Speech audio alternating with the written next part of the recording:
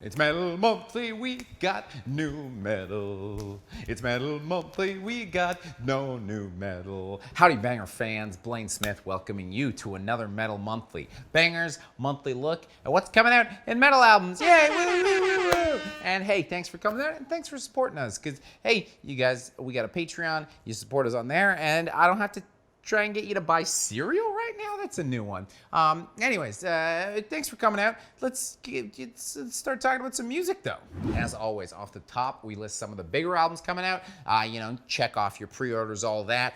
Some of these we're gonna review, some we won't, who knows, but this keeps you abreast of what's happening. November 5th, which was the Friday in the past, Bullet for My Valentine, Bullet for My Valentine on Spinefarm/Search and Destroy, and we also reviewed it. Brad reviewed it. Go check out Brad's review.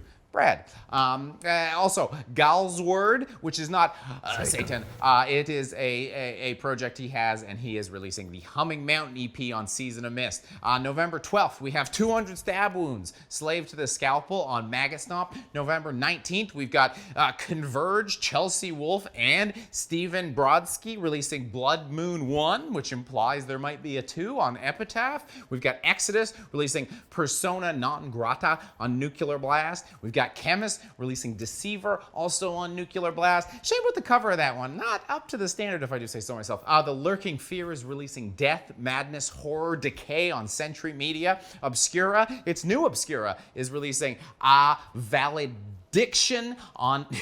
I hit dick hard. On Nuclear Blast, November 26th, Black Label Society is releasing Doom Crew Inc. on E1. I'm still laughing about that dick thing. Cynic is releasing Ascension Codes on Season of Mist. Hypocrisy is releasing Worship on Nuclear Blast. Lockup is releasing The Dregs of Hades on Listenable Records. So those are the biggins, but let's get on to my 5 picks of the month. I've combed through the underground, which I do live on Twitch, twitch.tv/metalcomedy. I'm doing it this Sunday at 4 p.m. Eastern Time. I troll through Metal Archives to find the 5 best underground albums. Here they are. I want to talk about them with you. The first one, we got some great Greek black metal coming up. It's Mystras, Empires, Vanquished, and Dismantled on Voidhanger Records. It came out on Friday, November 5th. Have a listen now. It is so good.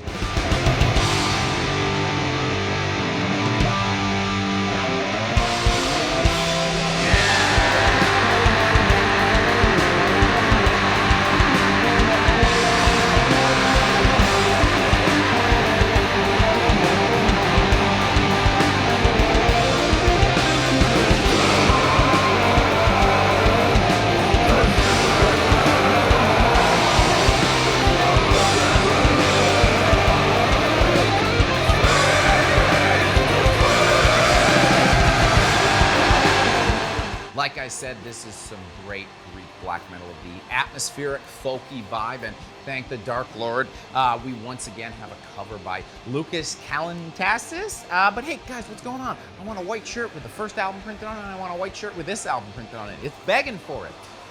So this is another solo project of Ilos of Spectral Lore, who I used to think was a nice guy, but only an absolute jerk would release 2 albums in 1 year this good, while the rest of us are hiding under a blanket in our basement. And he did it all by himself. Rude. I really like the cover for this album because it sort of sums up what you're getting inside. This is the content personified, because every atmospheric black metal record has to just have like a old building in some nature, and here we have that, but there's just something slightly different about it. It's a landscape that's weird. It's all just drawn with one pen on white, and he somehow manages to make folk metal that doesn't sound like complete Ren Fair nonsense. The folk draws on more diverse influences, which might be doing that instead of just the usual, hi, I Europe man. But if you're a fan of either atmospheric, folk, both, or neither, you're just a black metal fan, I really have to stress how good this record is. He's a master of it, and also to distinguish himself from other folk metal artists, he's notably not a bigot. Okay, it's been one album, I want a party. It's Destructo, Demonic Possession, Dying Victims Productions, November 6th. Yes!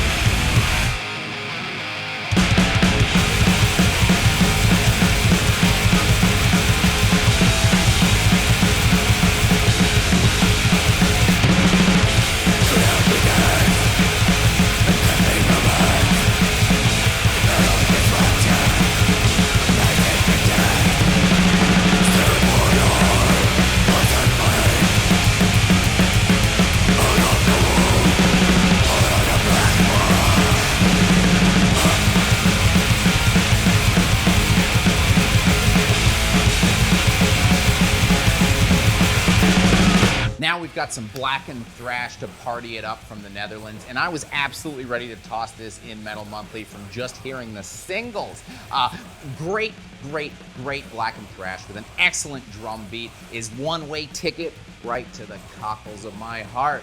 Then the whole album has like some weird, different variety on it, and I was just completely blown away. I mean, it's all blackened thrash, but there are little nuggets here and there that break up what, you know, is a genre that sometimes can have a record where all the songs blur together. It's a nice touch. A cool solo comes in and just perks you up, and you go, whoa, wait, is this still the same album? That's crazy, that's wicked. Puts a smile on my face. I absolutely love the record, and I think it'll provide a great party, but then maybe, you know, you'll have a little conversation over some of the nuggets in there. Oh, and I forgot, this is also one of the few bands I've heard play parts more mid-tempoed and did not lose any of that sweet punky flavor. These guys, I don't know, it's magic. They're wizards, I know it. As always, we're going full manic depressive. We were up, now let's go way down with Mortiferum, preserved in Torment on Profound Lore Records. It also came out November 5th. I think a lot of these bands are trying to sneak in under the album of the year cutoff.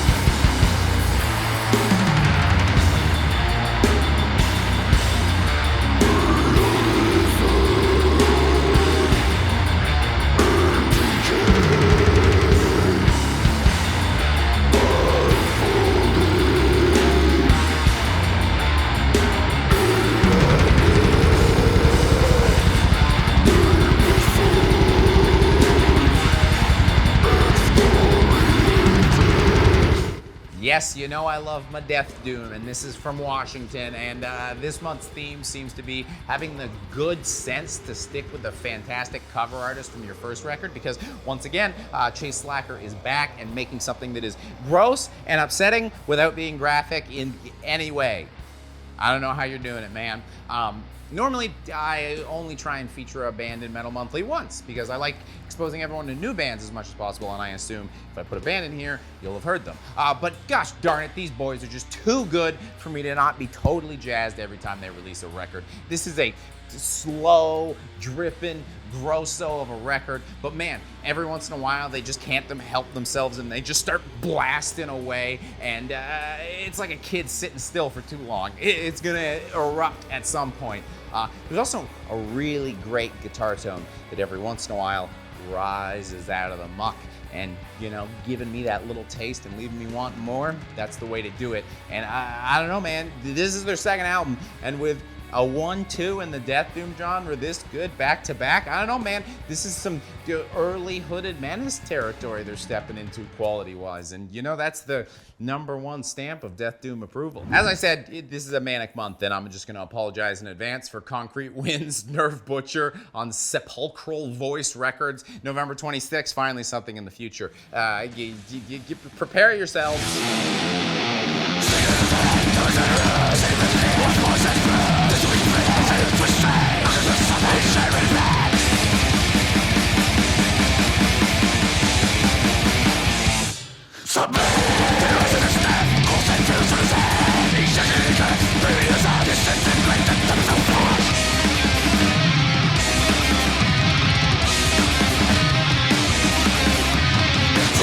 So I normally pick things that I like, but I also think will have appeal to the 20-odd thousand people that watch the show. You know, you gotta strike a balance.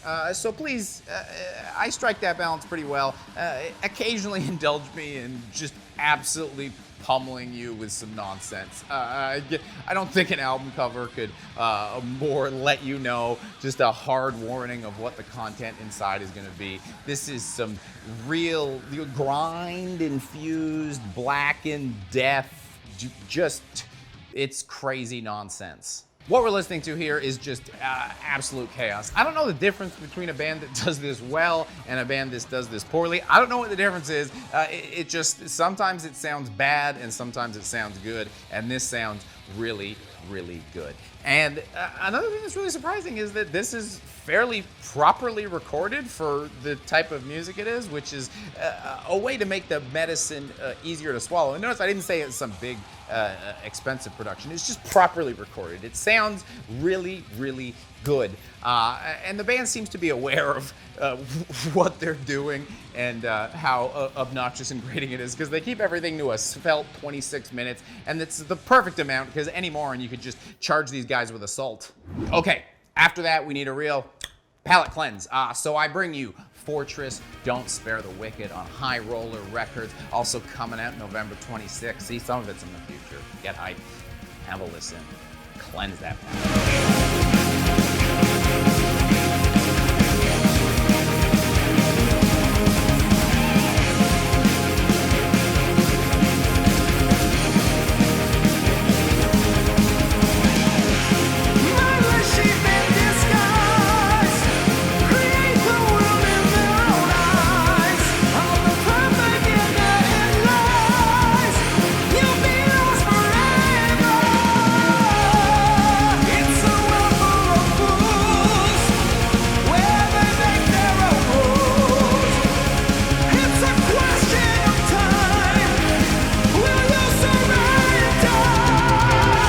Close things out, we have some California heavy metal with just a little dollop on top of power. And you know I love me some power, but I am picky.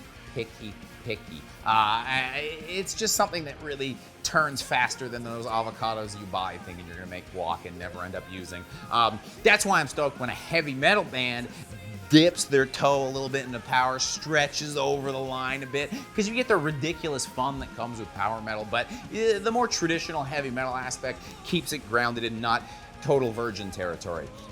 We've got a lot of big wahs in the vocals, but then you get a great rockin' guitar solo, and you know, you're vibing, man. It's got a van, and the van's cool, and there's something cool painted on the side of the van.